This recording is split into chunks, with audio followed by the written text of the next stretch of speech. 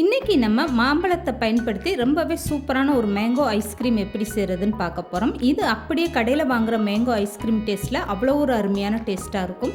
இந்த மாம்பழ சீசன் முடிகிறதுக்குள்ளே ஒரு டைம்னாலும் கண்டிப்பாக நீங்கள் இந்த ஐஸ்கிரீமை ட்ரை பண்ணி பாருங்கள். ஹலோ ஃப்ரெண்ட்ஸ், வெல்கம் டு சமே டிலேட்.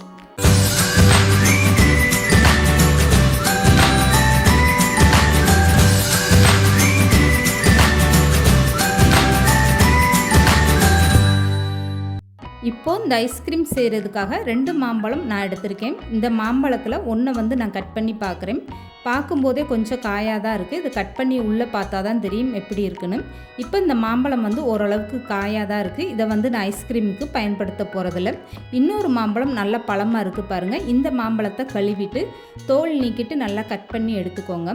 இப்போ இந்த பழம் பார்க்குறதுக்கே உங்களுக்கு எப்படி இருக்குது பாருங்கள். ஐஸ்கிரீமுக்கு இந்த மாதிரி நல்லா பழமாக சேர்த்திங்கன்னா தான் அதோடைய டேஸ்ட்டு முழுமையாக கிடைக்கும். இப்போ இந்த பழத்தை நல்லா கட் பண்ணிவிட்டு ஒரு ஈரம் இல்லாத மிக்ஸி ஜாரில் சேர்த்துக்கோங்க. இந்த ஐஸ்கிரீம் செய்கிறதுக்காக நான் முழுமையாக ஒரு மாம்பழம் பயன்படுத்தியிருக்கேன்.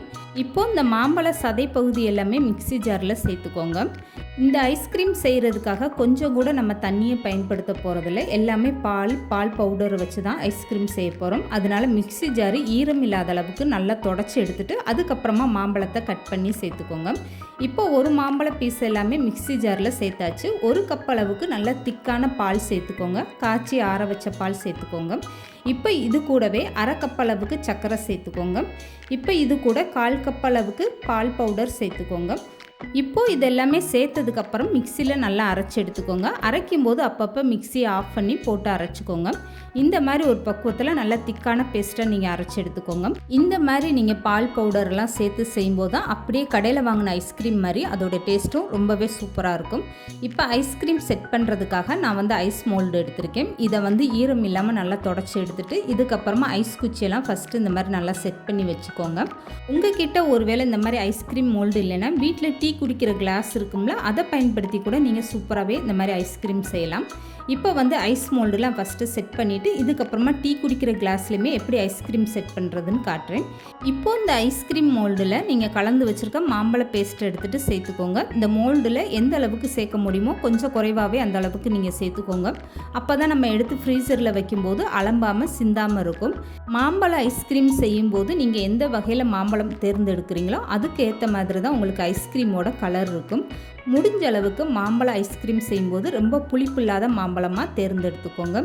இந்த மாம்பழ ஐஸ்கிரீம் செய்கிறதுக்காக எந்த ஒரு ஃபுட் கலருமே சேர்க்கலை. பார்க்குறதுக்கு அப்படியே மாம்பழ கலரில் ஒரிஜினல் கலராக ரொம்பவே சூப்பராக வந்திருக்கு பாருங்கள்.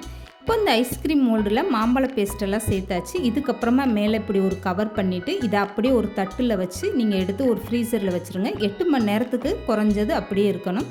அதுக்கப்புறமா நீங்கள் ஓப்பன் பண்ணி பாருங்கள். இப்போ மீதம் இருக்க இந்த மாம்பழ பேஸ்ட் எல்லாமே நான் டீ குடிக்கிற கிளாஸில் சேர்த்துருக்கேன். இதை இந்த மாதிரி இப்படி லேசாக தட்டி விட்டுருங்க.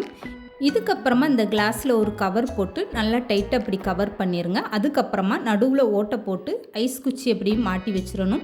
இந்த ஐஸ்கிரீம் செய்கிறதுக்காக ஒரு முழு மாம்பழம் நான் பயன்படுத்தியிருக்கேன். இந்த ஒரு மாம்பழத்தில் எவ்வளோ ஐஸ்கிரீம் தயார் பண்ணியாச்சு பாருங்கள்.